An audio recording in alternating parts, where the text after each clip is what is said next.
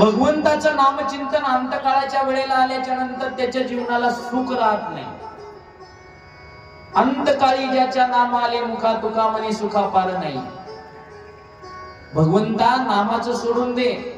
अरे माझा अंतकाळ जवळ आला आणि साक्षात तू माझ्या समोर काय आहेस, उभा आहे महाराज.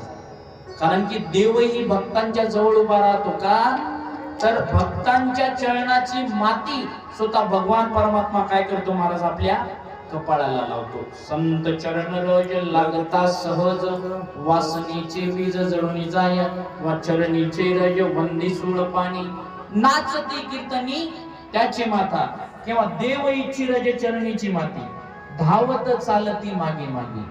स्वतः भगवान परमात्मा त्याच्या पाठीमागे चालतो, नाहीतर पुढे चालतो. आपल्या पितांबराने काय करतो महाराज, तो रस्ता साफ करतो. भक्तांच्या पायाची चरणरज मिळावी, भक्ताच्या पायाची चरणरज जरी मिळाली तरी भाग्ये. सूरदासजी महाराज त्याचं वर्णन करतात. सूरदासजी महाराज म्हणतात, राधे तेरे चरणों की जर धूल